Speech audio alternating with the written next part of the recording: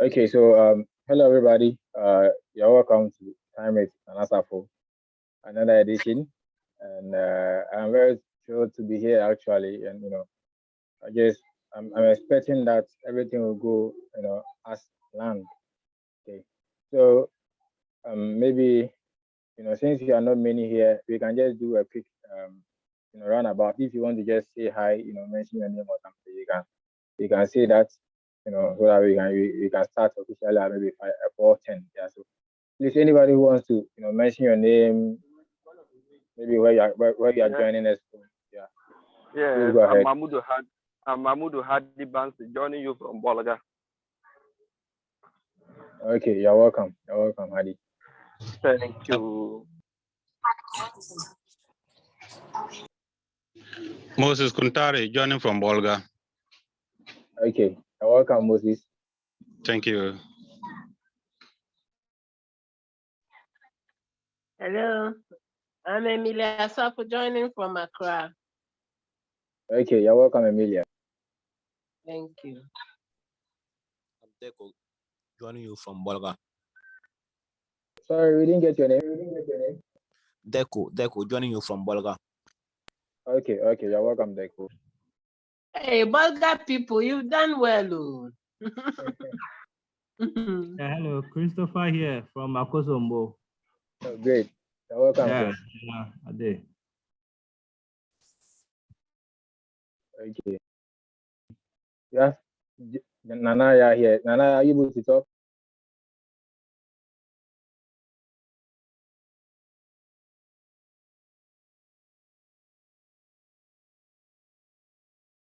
Okay, so it looks like Nana is unable to talk, which leaves me the chance to kickstart everything.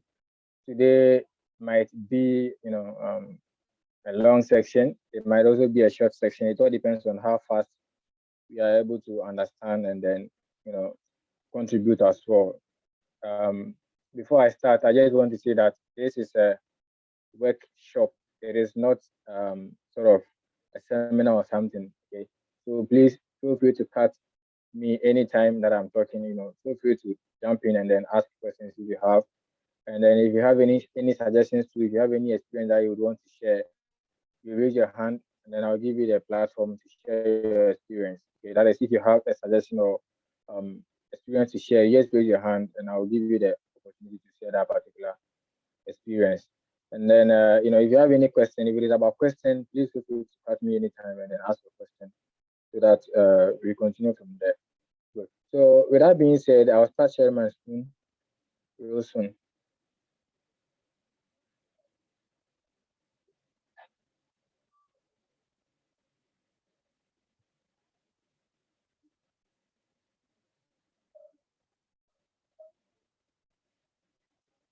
Okay.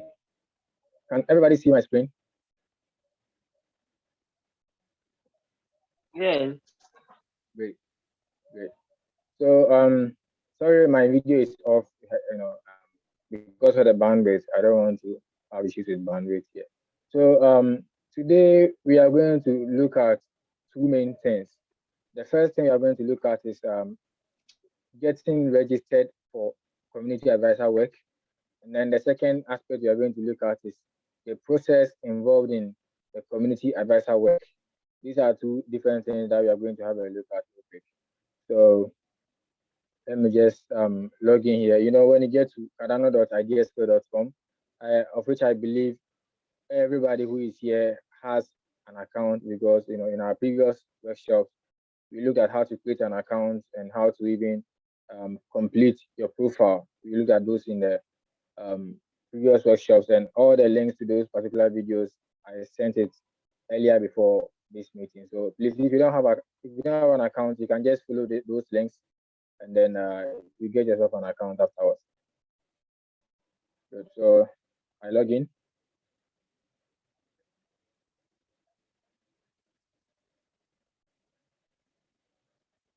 And this is where the magic starts. Immediately you log into cardano.ideasco.com with your account details. You are required to fill a particular field, or let me say a particular form. And that is a form that is going to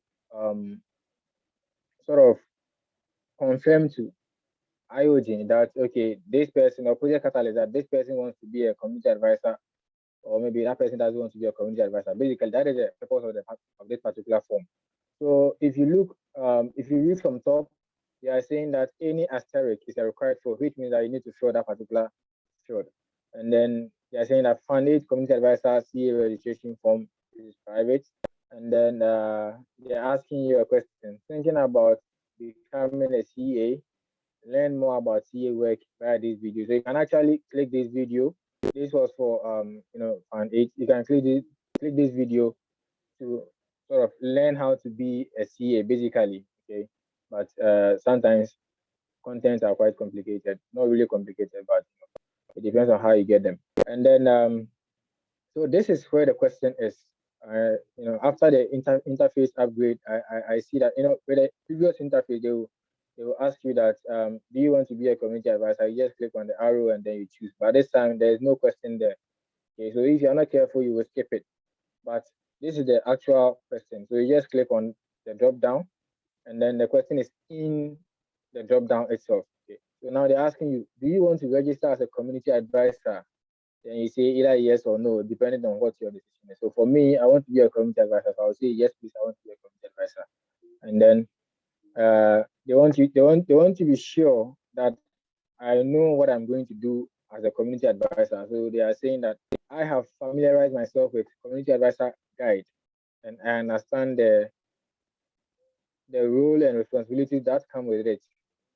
To view Catalyst School workshops on how to be a CA, please visit CES YouTube channel. That is YouTube channel for Catalyst School. Okay, and then please direct any further questions to the CA Telegram chat. There's a chat for that. If you click on the link, it will take you to that particular chat. You join, and then if you have any questions, you ask from there, and you have people from the community to answer you or give you answers. And so now they are asking, do you wish to assess proposals in Fund 8 or no? For me, because I said I want to be a community advisor, of course I want to make assessments on proposals in Fund 8. So I say yes, I wish to assess proposals in Fund 8, and that is what everybody here should also choose. Now,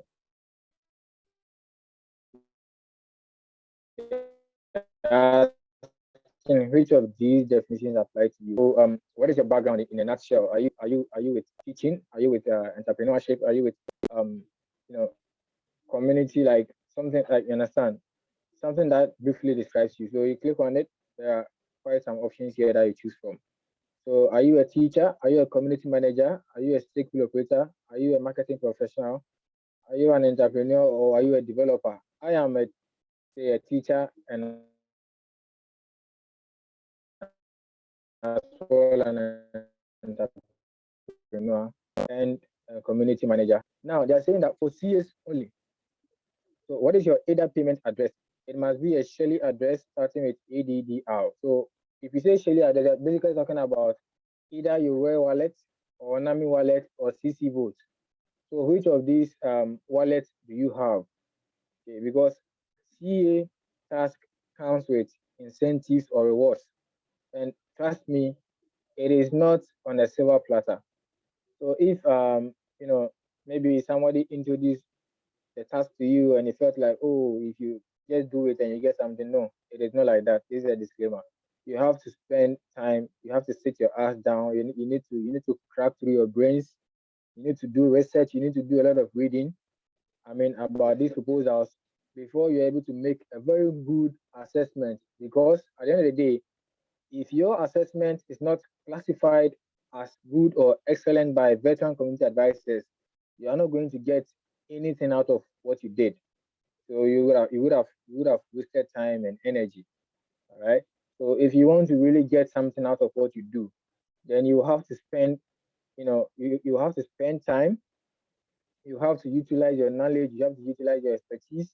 You have to utilize research and then understanding to make sure that you are doing the right thing, so that you're able to get good or excellent assessment as classification by veteran community advisors before you're able to get something.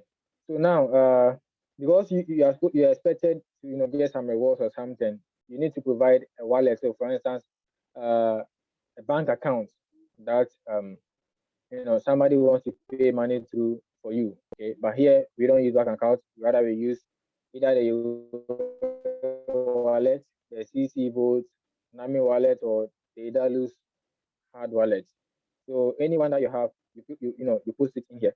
And I am assuming that everybody has a Euro wallet. I mean, everybody who is here has a Euro wallet. But if you don't have, you can chat me after this particular call, and then I'll help you get yourself a Euro wallet so that you fix it in there. So I'm going to post mine very soon.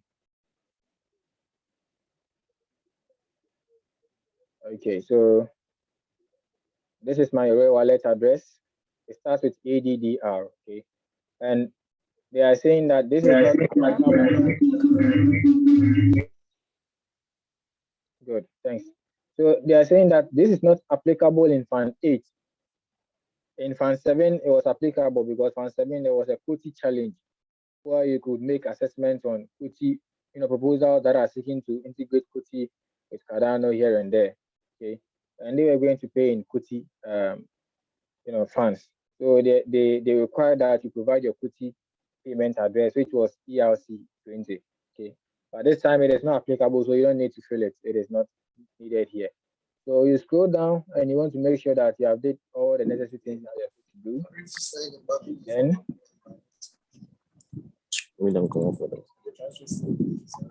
could you please mute If you yourself for me? agree something plus the clear. Oh, sorry. Who is the one talking? Could you please mute yourself for me? Yeah, thank you.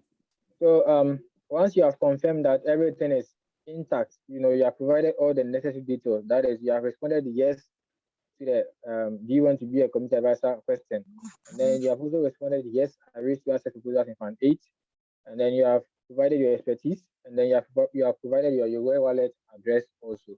Then you click on confirm. So they say thank you for answering these questions. Now, if you are not sure, okay, from now to 17th March, if you are not sure which answers you gave, you can find them from here. You just come to the top corner here where you see your icon, your profile icon. You just click on your profile icon, and then you click on your name.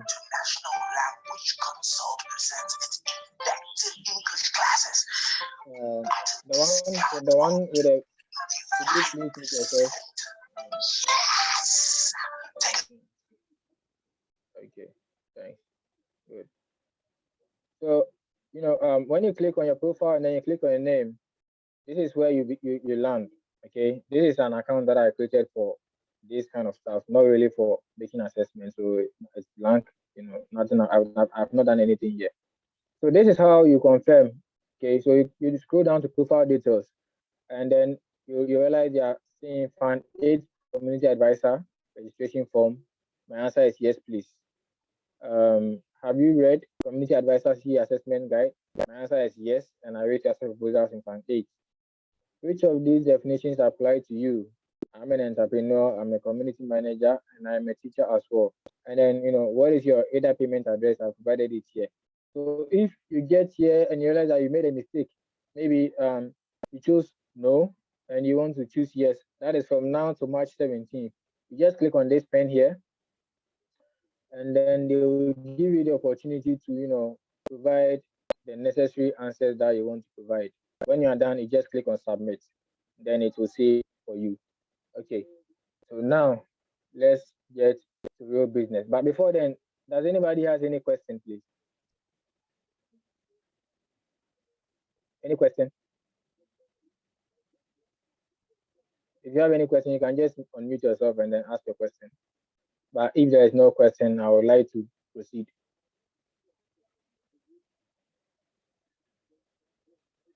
Okay. Silence means consent. Everybody understands what is going on here. Nobody's great.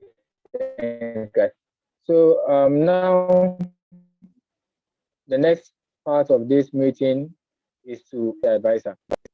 This is something that people know, people may not know, especially those who are new. You may want to know how you can actually be the community advisor, what you're supposed to do, what you're expected to do, and what you are not expected to do. You need to know all of this before you even, take the role. Okay.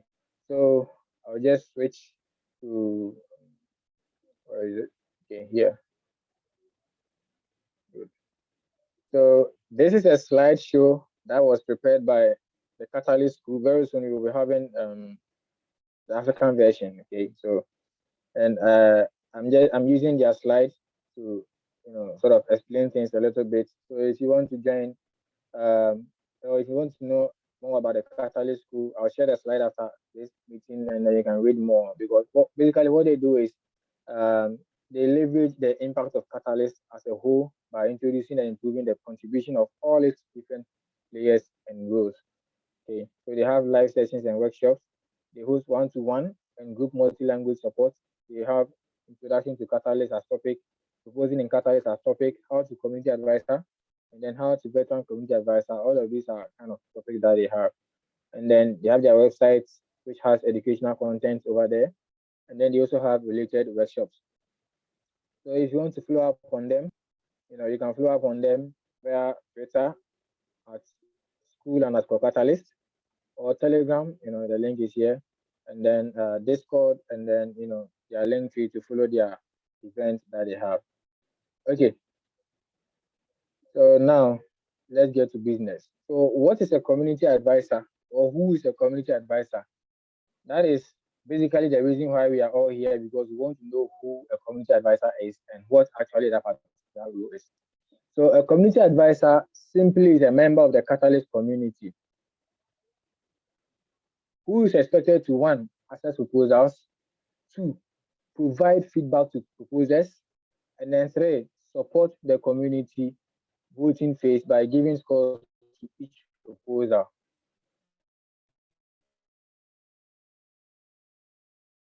So the rules are very simple.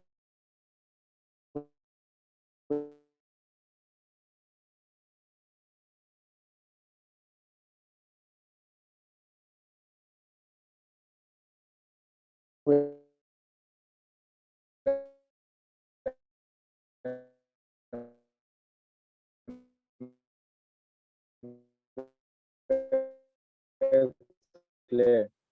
The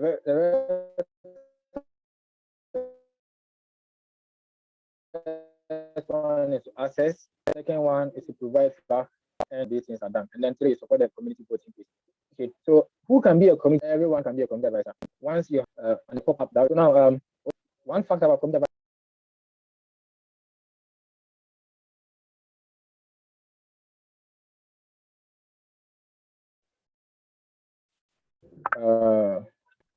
sorry guys, I dropped.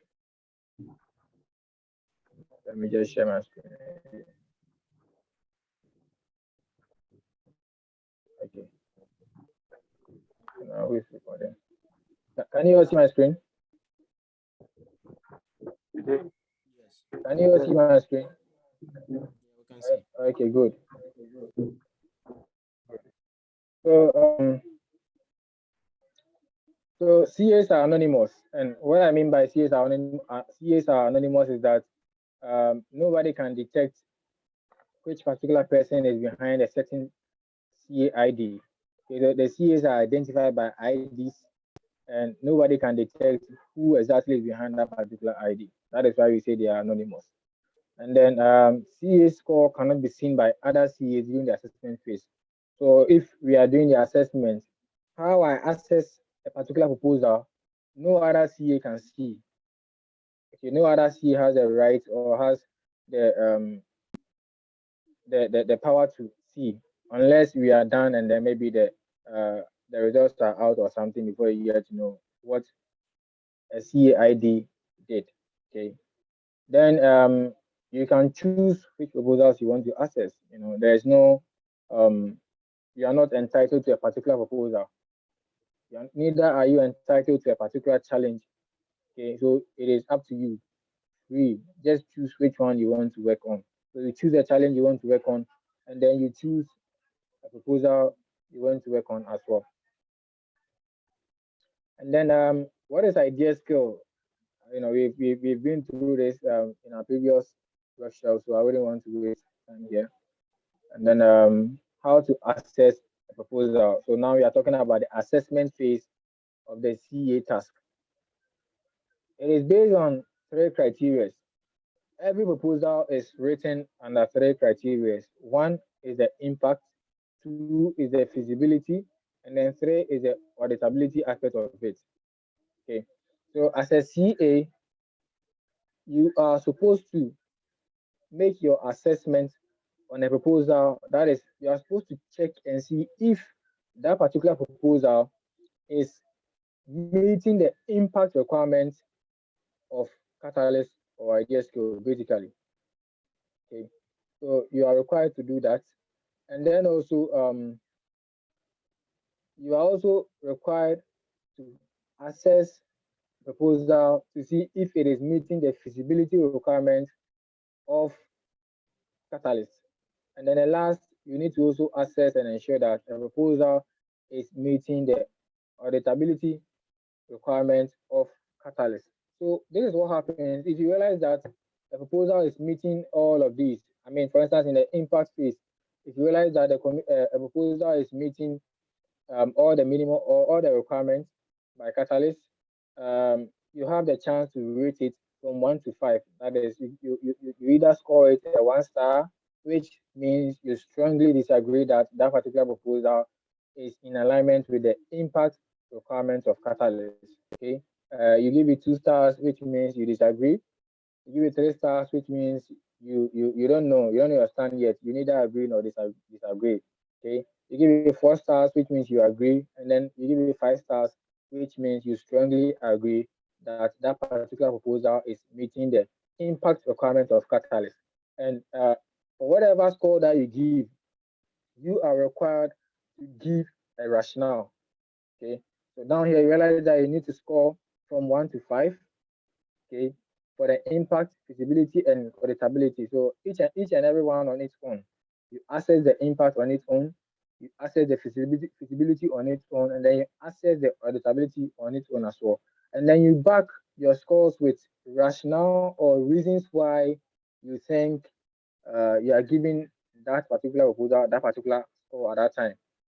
So you maybe you score it 1 out of 5 stars, and then you state your reasons why you think the proposal should get 1 star from you as a CA, okay, basically.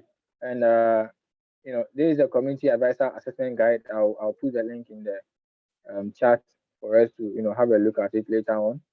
And then also I'll also put a link to the CA2. The CA2 actually makes the work very easy. Yes. So it's there. And then let me put the link to the the voter 2 is something else. Later on we'll talk about it. Now we look at what constitutes the impact, what constitutes the feasibility, and then what constitutes the clarity or auditability of a proposal. So to look at the impact, Catalyst is requiring that the particular proposal is adding value to the Cardano ecosystem. So if you read a proposal and you realize that it is not really going to have any positive impact, or it is not going to add any positive value to the Cardano ecosystem, you have all the right to say, okay, fine. So out of 3 or maybe out of 4, you have failed 1. All right. And then you move to the next one, which is challenge alignment. So you need to read every challenge. I mean, if you choose to access proposals in a certain challenge, you need to read the challenge setting and understand it, know what the challenge requirements are, know what the challenge KPIs and metrics are, and then you assess the proposals that are proposed over there against those particular requirements.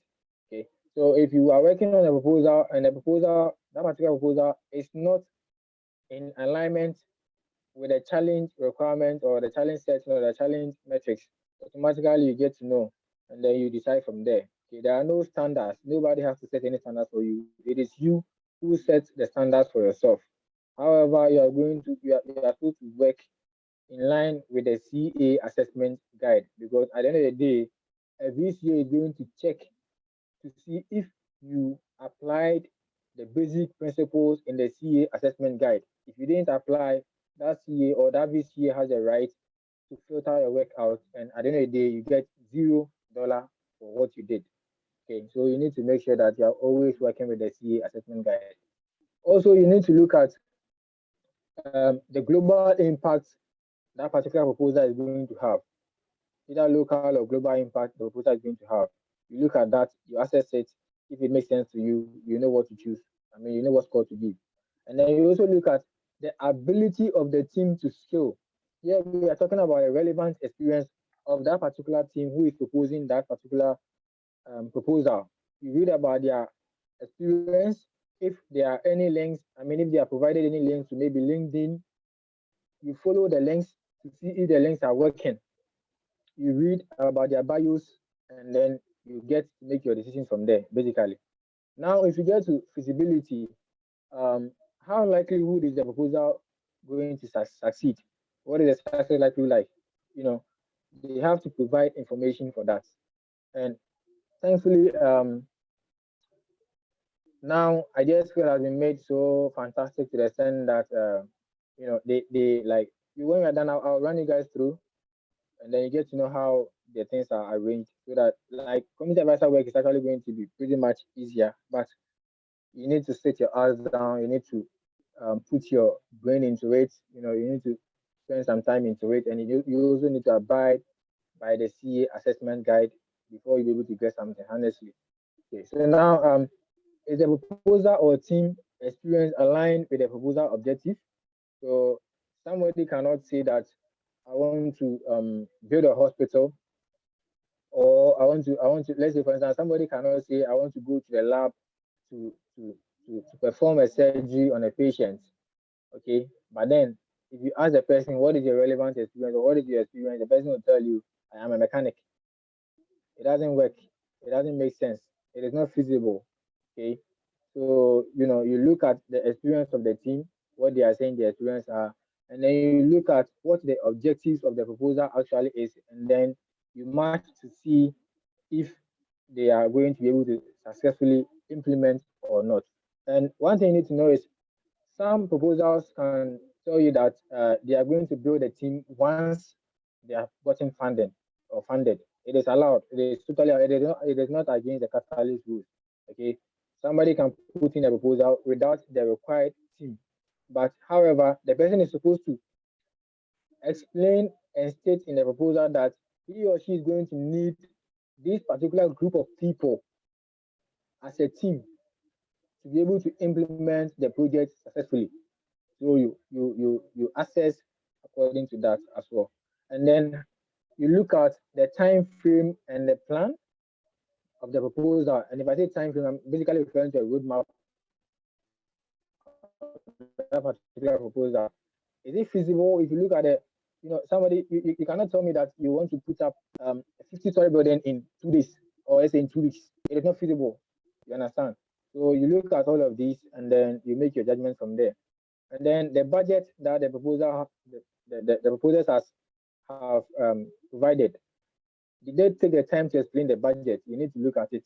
The budget needs to be explained, and then also it needs to be very reasonable and very feasible. Okay, because I cannot come and tell you that I need $50,000 to go and buy one shirt. It is not feasible. It is not sensible. Okay, so you look at all of these and then make your judgment from there. And then every project has its own risk. So as a community advisor, it is your task to ensure that the proposal in there has been able to identify their risks, and they have provided alternative solutions to it. I mean, how they are going to tackle this particular risk if they are to show up. Okay, you need to look out for this as well. If they are not there, so if all of these informations are not provided in a certain proposal, you have all the rights to score it 1, and then give your reason why you are scoring it 1. Okay, if all of them are there and they really make sense, you have all the rights to score it 5 stars, and then give your reason why you're scoring it 5 stars. There are no standards. Okay, good. And then with the auditability section, we are talking about how can the community audit the project progress. So some proposers will tell you that okay, we have auditors as part of our team, so they are going to audit our progress and then come and report to the community. Or we have a website where we are going to post weekly updates about our progress, or maybe bi-weekly updates about our progress, or monthly progress about our progress. So you need to look out for something or information like this where you can be able to follow the progress of the project. If you don't find anything like that, you have all the rights to give it a 1 score out of 5 scores. But if you are getting it, everything is there. You also have the right to score it 5 stars from there. Okay. And then the KPIs, the roadmap, and the milestones. Did they provide it? Yes, they provided it. No, they didn't provide it. Okay, fine. So if they provide the assessor, then you make your judgment from there. If no, you make your judgment from there and provide your reason why you are doing that. We are requesting for this because we cannot just give about $100,000 to somebody and then the person has no map. We don't know what the person is going to do in 2 weeks. We don't know what the person is going to do in 1 month. We don't know what the person is going to do in 6 months. Okay, we are supposed to have all this information to be rest assured that the money we are issuing out to whoever is behind that particular proposal is going to be made good use of, basically.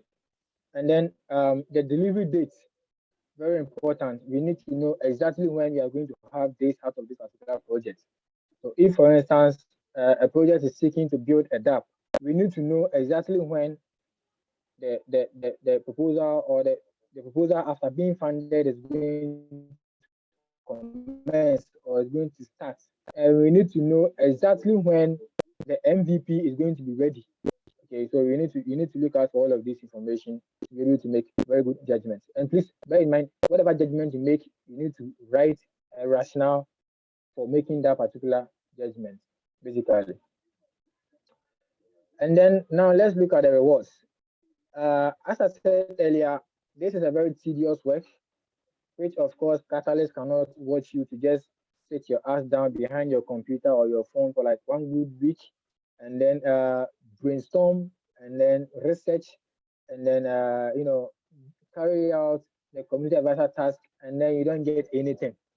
No, that is not what Catalyst is looking for. But Catalyst is rather looking for people who are going to spend the time, sit their ass down, read proposals, read challenge settings, research what they don't understand, okay, and then brainstorm around it before they make judgments, okay, so that at the end of the day they have very good or excellent assessments to give them rewards. And in Fund 8, we have $640,000 in the pool for community advisors. And if I say for community advisors, I'm not saying any, I'm not saying just any community advisor who does the role gets it. Okay, basically, if you just sign up and you just do anything, you don't follow the rules, you don't get anything at the end of the day. This money will be shared only for those who follow the rules and do either good or excellent assessments. And I have taken the time to explain or I'll take the time to explain what an excellent assessment looks like, what a good assessment also looks like, and what a filtered out assessment would look like. It's obvious. With a filtered out assessment, it basically means it's either you copy and paste, okay? So you copy and paste, you don't do anything, you just copy and paste, or you just give the scores and then you don't give any rationale. All of this will be filtered out and you don't get anything. Okay. But if you're able to, write from your own brains, you may get some good or excellent and you get some worse. And so as I said, assessments will be classified as excellent, good, or will be filtered out by veteran community advisors in the quality assurance phase, which is a week after the community advisor work is done. Okay. And then excellent assessment will be rewarded 3 times more than the good assessments. And then exact rewards cannot be determined by in advance, but they can be estimated. So in Fund 8, we are estimating that every good assessment is going to yield you $60. each and every good assessment you make is going to yield you $60. It is an estimation, so please don't um, do your budget and be like, if you don't get it, you can't feel it. Okay, it's an estimation because nobody can determine exactly what the reward looks like. Because we know that an excellent assessment will be rewarded 3 times more than the good assessment. It automatically means that, and or if we are estimating that $60 is going to be for each good assessment, then it means that 60 times 3 is going to give us 180. So automatically it means that for each excellent assessment you make, you are expected to get about $180. So you can calculate if you're able to make, say, um 40 excellent assessments. That gives you Hello.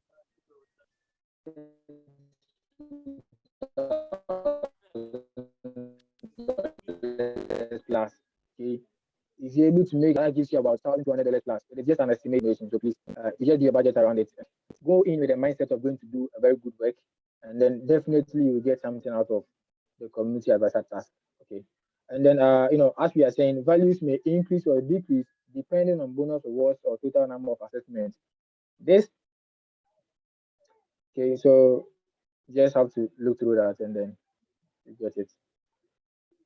Okay, so how are assessments reviewed by VCAs?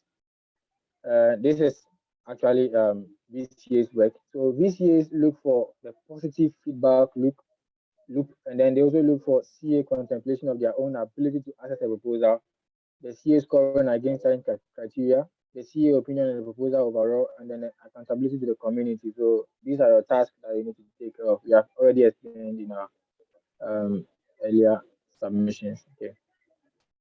Now, if you want to join any of the communities, if you want to join, let me just put the Catalyst School Discord server in the chat.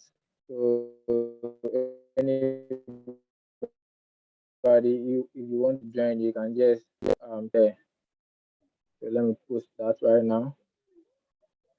And then let me also post that of community advisor for Telegram.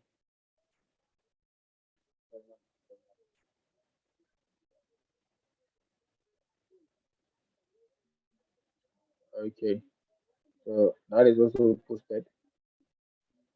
Good. So now that I'm done with the presentation, I want to take some few questions. Are there any questions? If you have any question, please ask, and then we'll go on to Catalyst to look at some of the arrangement of proposals and ideas too. Yes. Any question, please? Yes. What happened is that I just want to find out because I'm going to see some mails right away just today, and the mail is telling me about how that they are starting a community advice or something. So I read through the mail. I'm just trying to trace what I had. They gave that project catalyst. Then they gave me a particular link, cardanoideascale.com. Then they said the following campaigns have new activities. So I don't know what is so all that one is all about, or is just a way, or that one you can also follow it and register as a community advisor. Okay, good. So earlier they told you that community advisor task is about to begin, so you can click on this link. I don't know that I guess that's going to register or something. So if you have an IdeaScale account, immediately you click on the cardano.ideascale.com. It will open your IdeaScale account, and as indicated in the beginning, immediately your IdeaScale account opens, there will be a pop-up form for you to fill, and it is from that form that you will get to register to either be a community advisor or not to be a community advisor. Okay. So, it is either you go and click on that link. Yeah. Yes. Sorry? Yesterday I was reading the mail they gave me, and I got to some place and they know that you remember you cannot be a community advisor if you are not part of something, is it a catalyst? So let you, as we go on, I'll try and get that particular portion and read for Yeah, you to see. sure. I'll be glad to clarify that for you. Yes, I'm grateful. Yeah, good. Okay, thanks. Any other question, please?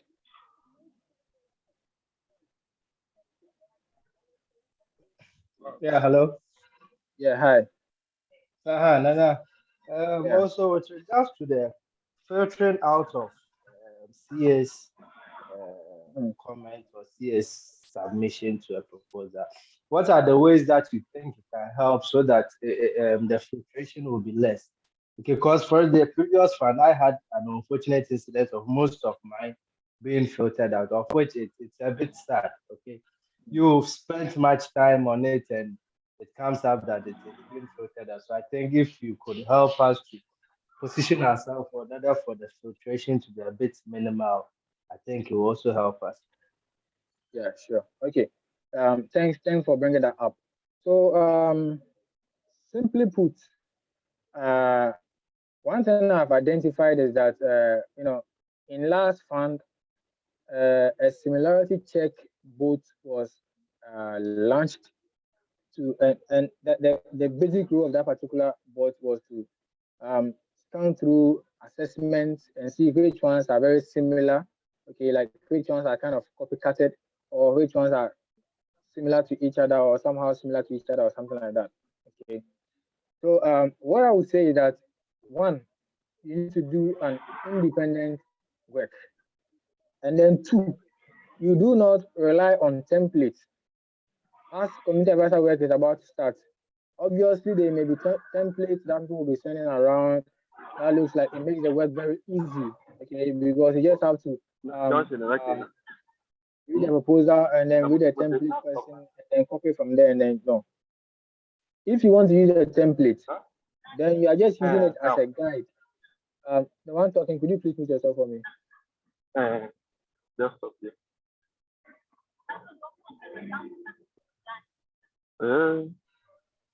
Adi, please, could you mute yourself? Oh, okay. Okay, thank you. Yeah. Okay. I think what happened is that. Hello. Yeah, I'm actually answering somebody, so if you could mute yourself, I'll get back to you after. Okay. Yeah. Sorry. Thank you. So as I was saying, templates may come through, but you only use templates as a guide because some of the templates are really built very well. They have some guiding questions that you can relate with and then do a good assessment. But some of them too, if you're not careful and you become sort of reluctant, you may end up copying the answers on the template into your ideas for your assessment. And if that is being done, obviously you may not be the only one who is doing that. Somebody else might also be doing that. And at the end of the day, the bot will determine that okay, you guys have similar answers, which means that you guys somehow copy. So one, you do individual work. Two, just stick to the community advisor assessment guide. That should be enough to help you out. And then three, do not give out your assessments anybody. Either have a look or something. Who is this? Somebody is really making noise. Jessica, could you please mute yourself? Because I'm not the host yet, so I can't mute. Please mute yourself for me. So as I was saying, do not allow any other community advisor have a look at your work, because the person may not copy exactly your words, but the idea alone could be spotted by that particular similarity check bot, and if you're not careful, you might end up having your work filtered out. Okay, so these are the 4 key rules I would just advise anybody who wants to be a community advisor. One, please do independent work. And if I say independent, I mean to say that sit your ass down, spend some time, do research about the proposal that you're going to work on, read the challenge setting and understand it, work with the CA assessment guide always, and then surely you should have some good or excellent assessments out of that particular process. And then two, you do away or you stay away from templates. Don't be tempted by templates. If you don't know how to use them, please stay away from them. And then three, do not allow any other community advisor have a look at your work. Okay. And then the last one I said escaped me, but we have it already. So yes, so that is that for you. Does that answer your question, Chris? Oh yeah, Nana. Yeah, it's okay. I think it will really help. Thank you very much. Sure, you're welcome. Any other question, please? Yes, please. Hello? Yeah, hi. Yes, please. I want to know how can we get the CA assessment guide? Yes, so I'll share the link. Let me just share that right now before it even escapes me.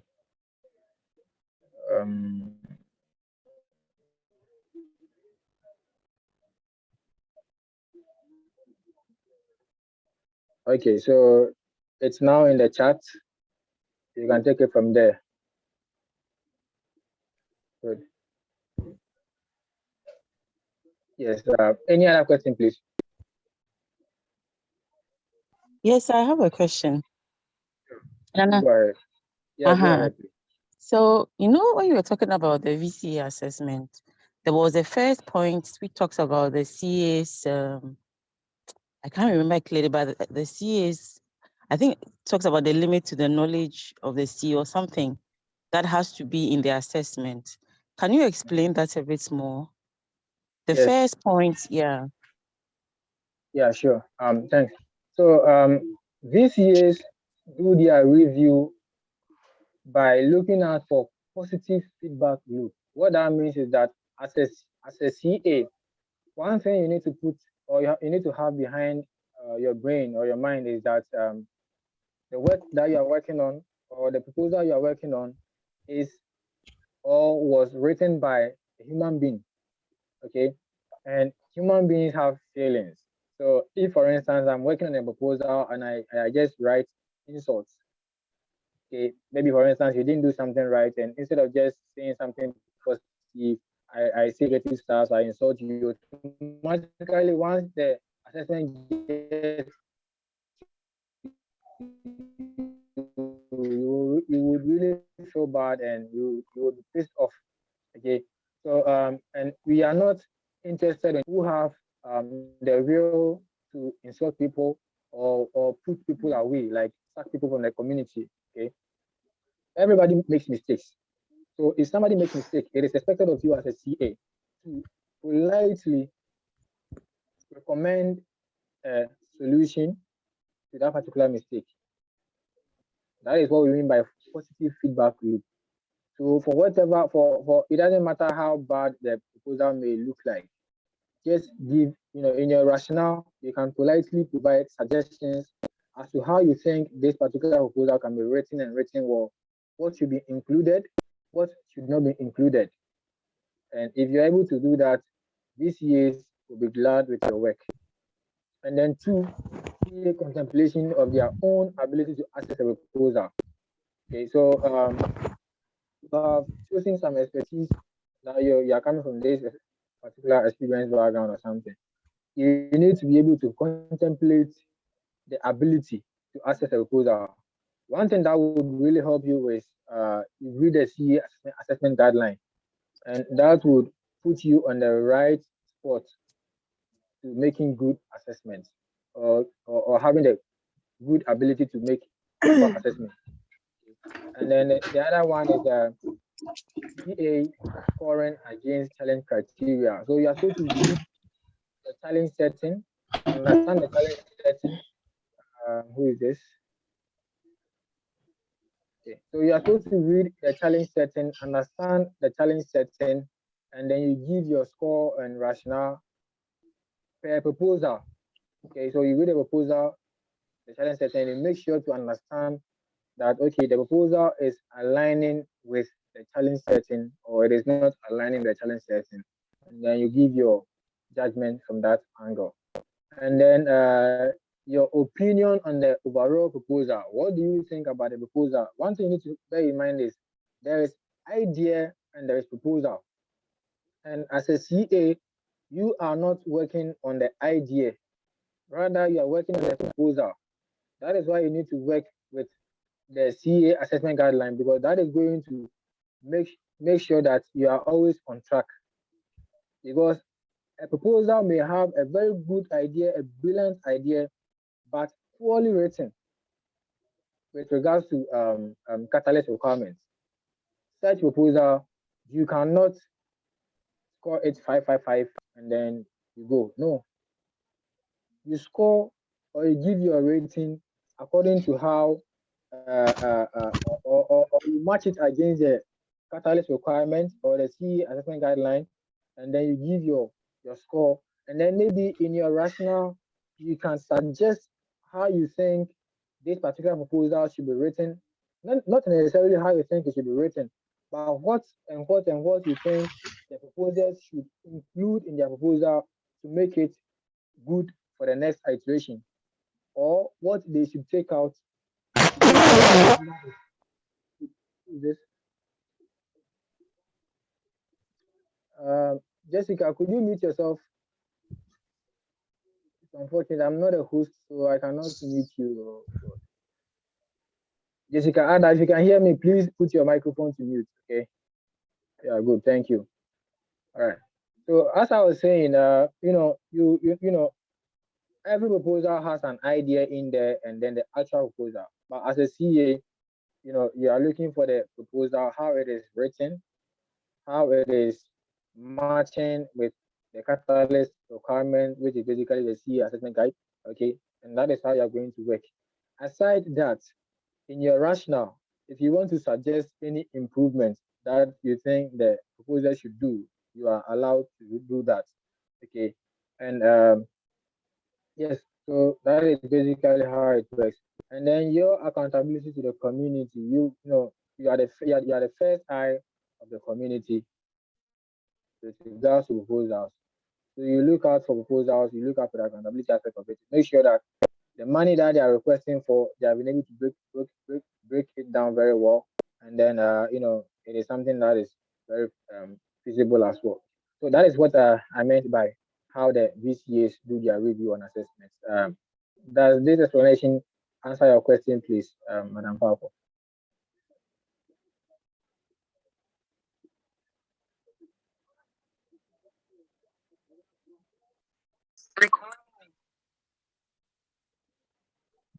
Okay, looks like she dropped, unfortunately. Yeah. Okay, so any more questions? I heard you. Okay, great. What is a lot of noise in the background? I've muted myself. Yeah, sure, great, thanks. So thank you for the explanation. It's clearer. Yeah, sure, thanks. Okay. How do you want to ask your question now? Yes, this is how they said important that you cannot be a CA in challenges that you are not participating as a proposer. Is it you cannot be a CA in challenges that you are participating in as a proposer. Yes. Yeah, that is true. One thing about Catalyst is that if, for instance, you submit a proposal to Grow Africa, Grow Cardano, and then you sign up to become a community advisor, you don't have the right to access any proposal under Grow Africa, Grow Cardano. Okay. It is an abomination to do so. Once you do that, it will be filtered out. Okay. So if you submitted a proposal to a certain challenge, you don't make any assessment over there. You only make assessments in the other challenges that you don't have any proposal in there as either a proposer or a co-proposer. Okay. Yes. And then one thing too is that for conflict of interest, you do not make assessments on proposals that you are either participating as a team member, a co-proposer, or a proposer. Okay. You stay away from all of these proposals, and then you work with those that are new to you, those that you are not you are not a team member, you are not a co-proposer, or you are not a proposer. All of those you are free to work on any of them that you want. Okay. Yeah. So that is what it means. Okay. Okay. Yeah. Yeah. Then I'm good. Okay, Nana. Yeah. In case of us being members of the challenge team for Grow Africa, Grow Cardano, does it mean we cannot access proposals If yes, I get in a Grow question. Africa, If Grow Cardano? the answer is no, you can make assessments over there. The only constraint here is that you do not, as an individual, have a proposer in that particular challenge as either a main proposer or a co-proposer or a team member for conflict of Team member, interest. as a challenge team member. I'm not talking about you being a challenge team. I'm talking about you being an implementation team member, like the team behind a certain proposal or a certain project. Okay. Yes, exactly. But if you're a challenge team member, you can make assessment in your challenge, provided you don't have a proposal there or you're not a co-proposer there. Okay, And all right. I personally advise that if you belong to a team and you guys have put a proposal in a certain challenge, do not make assessments on your proposal, okay, so that you don't be biased, because you are not looking for those who are biased. You want those who are very fair in their submissions at the end of the day. Yeah. Still not clear. For instance, the Grow Africa, Grow Cardano, which some of the WADA people, we are team members, like the challenge team. You are a challenge team member. Can we still do assessments in the Grow Africa, Grow Cardano? Yes, if you are a challenge team member, or for instance, Grow Africa, Grow Cardano, okay, and you do not have any proposal in Grow Africa, Grow Cardano, you are allowed to make assessments there. Okay, all right, clear. Yes, that is what it means. Okay. Yeah. Thank you. Any more questions before I show the last face and then we are off the platform? Any more questions? Okay, so probably silence means consent. I'm sure everybody, or we are all on the same page. Everybody understands what is going on here. So now, this is how the assessment would look like. It's unfortunate we have not started yet, so I may not be able to project to you for you to get an understanding easily. Okay, but at least if you're able to follow this, you will not find yourself wanting when it officially starts. And maybe when it officially starts, I may actually host another workshop to run you through how the interface looks like, how you are basically required to do the work, and then everything. Okay. So immediately you log on to .com. This is how this is the interface. They are saying that all you have to do is you scroll down to the campaigns, and then you meet the various challenges that people are actually proposing under. Okay, so a challenge is sort of a room in which people are stating their proposals to a certain problem. Okay, so that is a basic explanation for challenge. So, for instance, if you look at something like and we have about 22 challenges running in an 8. So you can choose any challenge at all, provided you don't have a proposal there as either the main proposer or the subordinate or co-proposer. Okay. So now we have about 22 of them. So let's say I want to access in Grow Africa, Grow Cardano. Currently, as it stands, I don't have any proposal in Grow Africa, Grow Cardano as either the main proposer or the co-proposer, which means that I have the mandate to make assessments under Grow Africa, Grow Cardano. But for instance, if I look at something like business solutions, B2B and B2C, I have a proposal in there as a main proposer. So I stay away from this particular challenge. I don't even venture, I don't go there at all. Okay. And then if you look at um, Fund 8, Fund 9 challenge setting, for instance, I'm still having a proposal there as a co-proposer. So I stay away from this challenge also. So you realize I have about 2 challenges that I cannot attempt to work there as a community advisor. So now all the others are exposed to me, as community advisor. Okay. So now let's just go to Grow Africa, Grow Cardano, and then we look at some of the proposals, how they are structured, and how you can be able to point out the impact, the feasibility, and then the auditability of it all. So if you open a challenge, right here you see ideas. Sometimes when you open a challenge, it takes you straight to the about section. And if you're not careful, you may not be able to spot the ideas. Okay, so these are all tabs that you can actually switch from. Okay. So if I want to read about the challenge setting and in order to understand it, there is where I go. I go to the about. So now you realize that this is something talking about the challenge that I'm going to work in. And the question on board is, or the challenge here is that, how do we continue to seed and grow Cardano in Africa in 2022? So we are looking for solutions to this particular challenge or this particular problem. So any proposal that comes to this particular challenge setting, it is expected to provide a solution to this particular problem. So if you read a proposal under this challenge setting and you realize that it is not providing a solution to this particular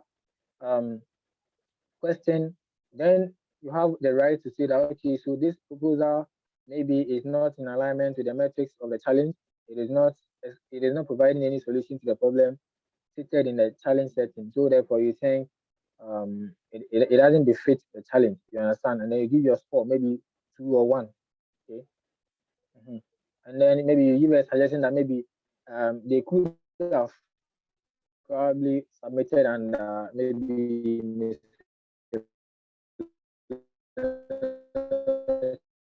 challenge, within that challenge or whatever.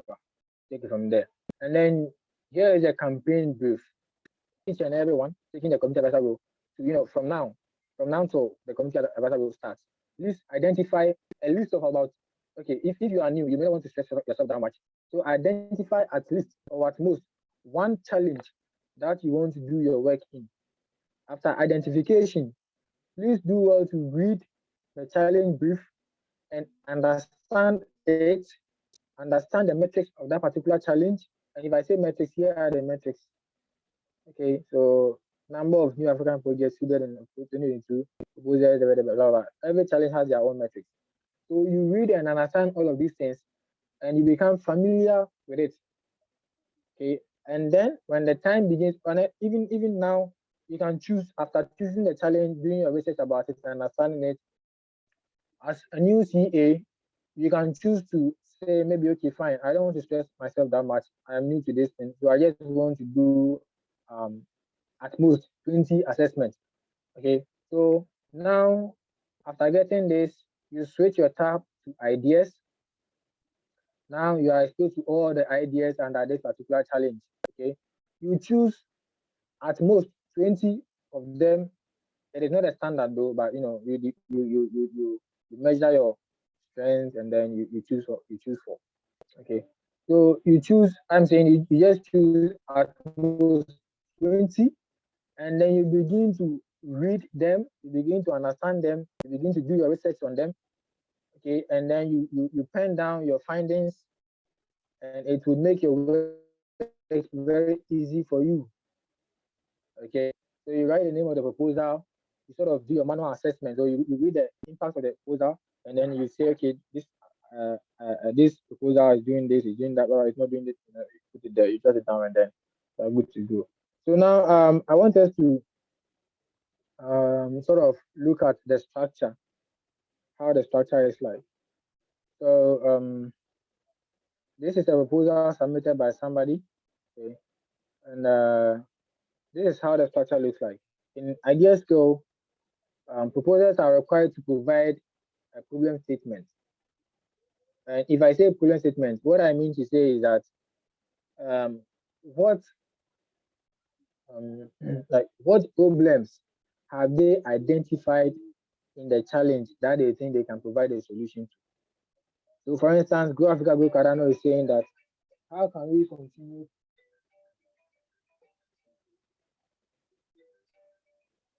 So Go Africa Go Cardano is saying that how can we continue to seed and grow Cardano in Africa in the year 2022?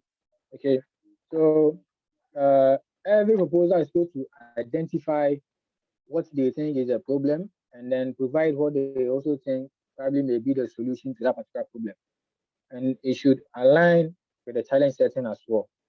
Okay, so this person has his proposal problem statement here.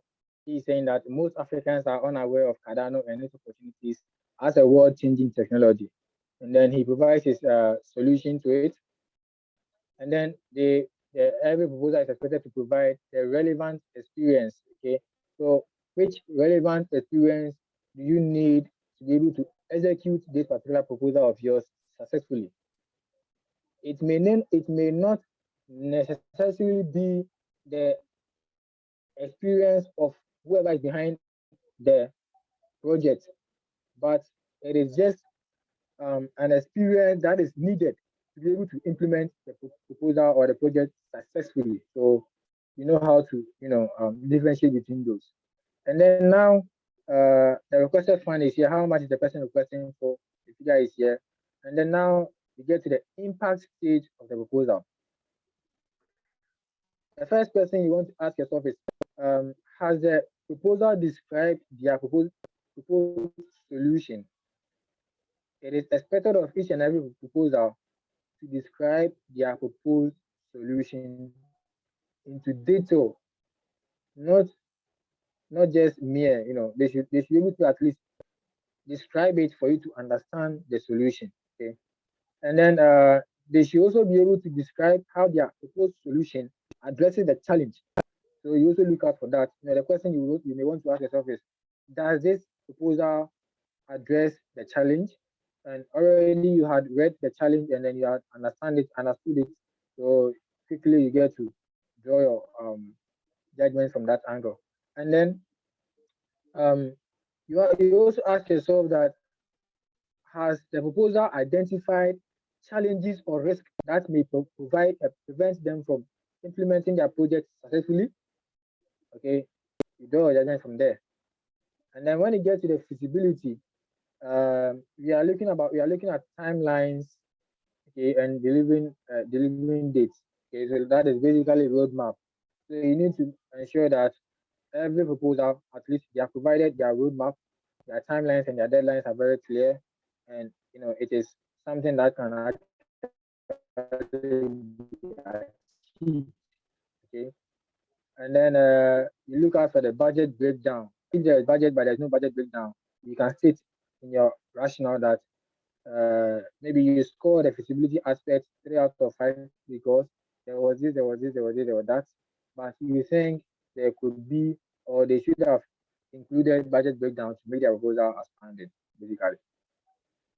And then the proposers are supposed to provide details of members in the team who are going to implement the project successfully.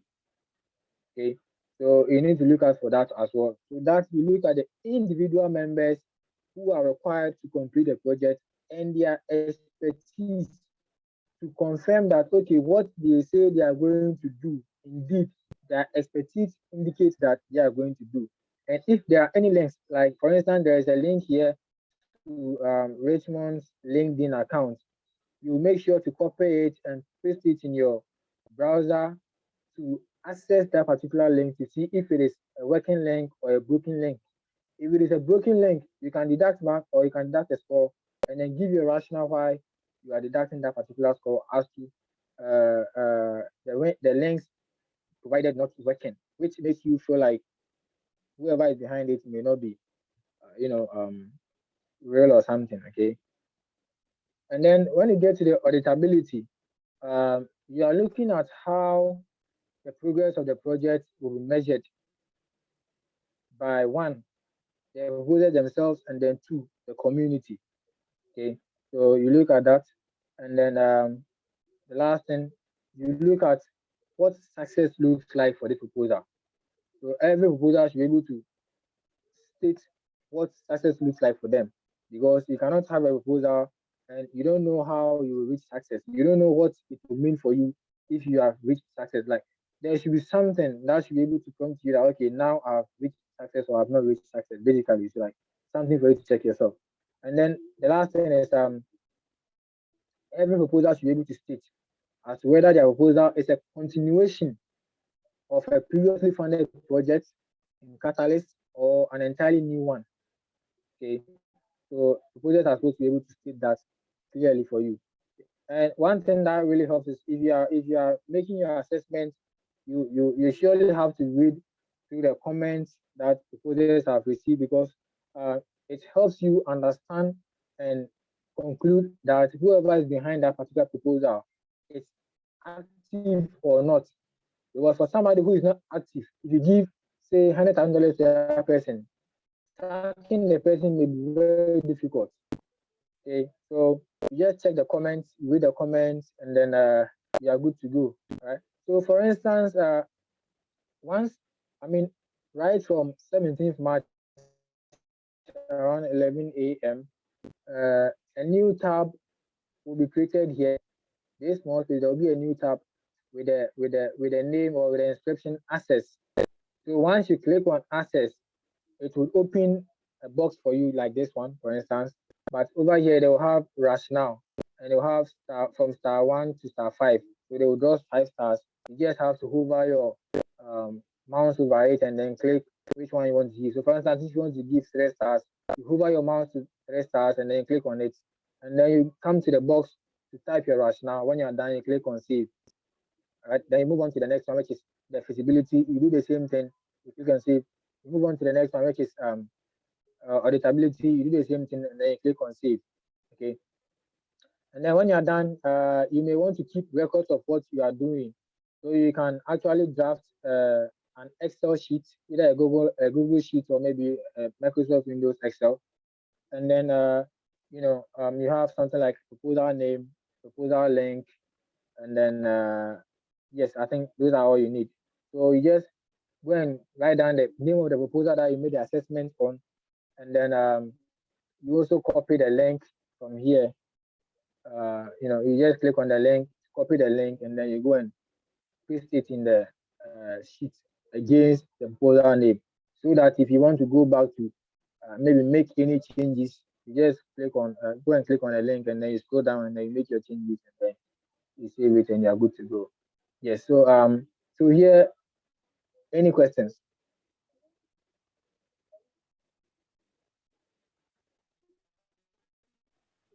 So yes, after that, so how do you submit it? Any Because questions? yes, I said Yes. Look, after you have saved them, and you yeah, probably sure. how do you submit for them Okay. to access it, or is just saved on the system like that? Yeah. So once you do your assessment, and you save it, after the days of the assessment period, it is automatically submitted to Catalyst. Okay, it is automatically submitted. So you don't have to you don't have to worry about a submit button. All you have to do is just do your work and then save it, and then leave it in the tool or on the platform. After the days of CA in, the Catalyst will come for the results themselves.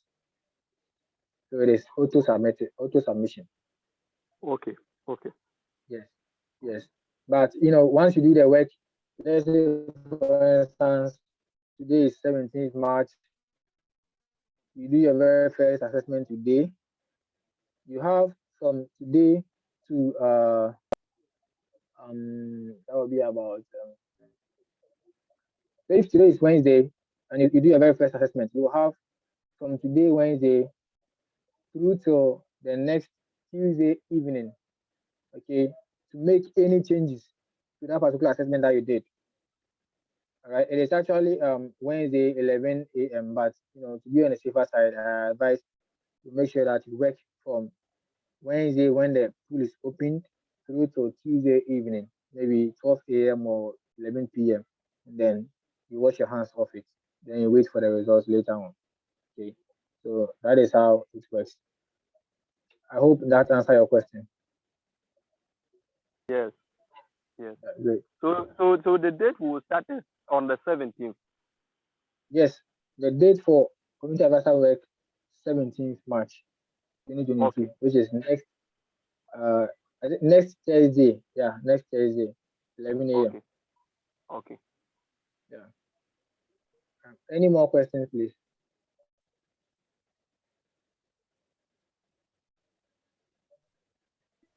Any more questions? We have come to the end of today's workshop. So if you have any questions, please feel free to ask. I'll stop sharing my screen right now. Yes, stop sharing. If there are any questions, please feel free to ask. If not, if there are not any questions, I would like to close the meeting for us to Yes. go and I would like you to you give us the link that we'll use to also get the challenges, like what we've just done right now.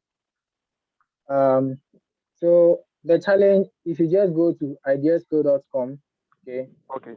Okay. then you log in, you have access to all the challenges. Okay. Okay, so let That's me okay. just type one dot.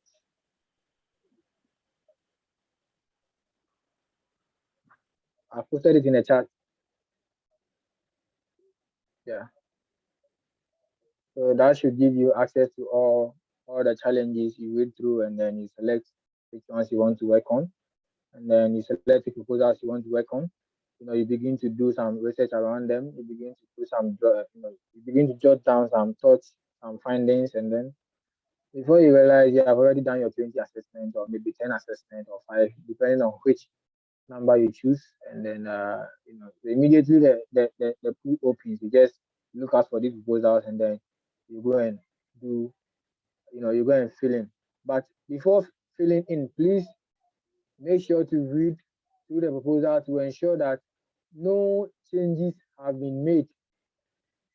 Because, for instance, if you work on a proposal today and it may be likely that by 17th March, the proposers may go to make some improvements or some changes to their proposal content. So you may want to just cross-check and be assured of what you have before you make any submissions. Safo, please I have a Yeah. question. Yes. There's Please, when does the community advice project end?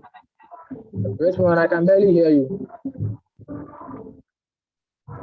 Please, when does the community advisory work end? And Yeah, okay, for so how long? yes, it is for 7 days. So if I am to calculate, let me just look at my calendar. So 17th to 24th. Okay, 17 It to is starting 24. from 17th and ending on 24th, 11 a.m. UTC. Okay, and how long does the VCA? How long does it take the VCA to review the community advisory work? Okay, so VCAs use 2 weeks, which is 14 days, to do their or carry out their tasks. And even before the VCA work, proposers will have the opportunity to flag assessments. Okay, and that is for 1 week. So proposers also have 1 week to flag assessment before it further goes to VCAs, who also use 2 weeks to also carry out their tasks before voters will set in, and then accumulation of results will set in, and then the results will be displayed, and then maybe the funds will follow afterwards. I mean, the rewards will follow afterwards. So it's like roughly 6 weeks away from now. Yes. Okay, so the whole procedure from CA to results coming in is like 1 month and some weeks. Like 1 month and over, yeah. Okay, thank you very much. You're welcome. Any more questions, please?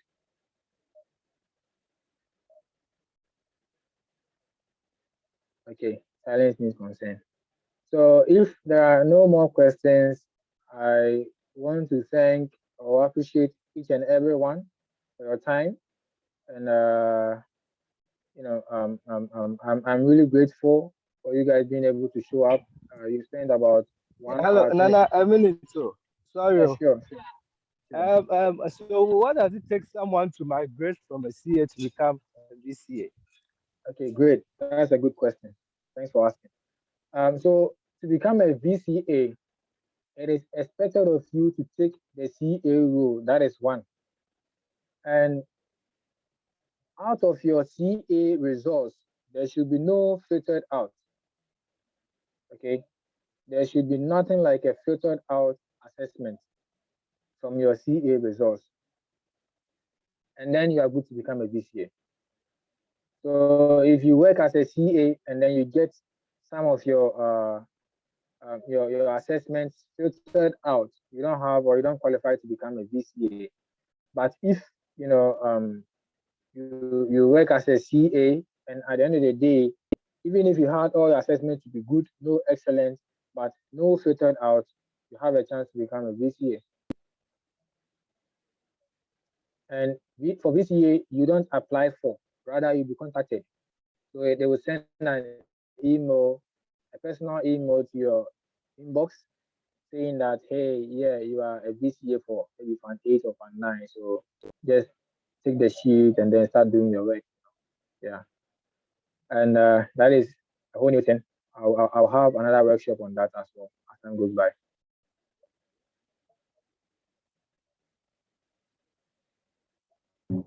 Okay, that'll be all. Yeah. Okay. So are there any more questions? Nope. Okay. There are no questions. Thanks. So thanks guys. Thanks for showing up.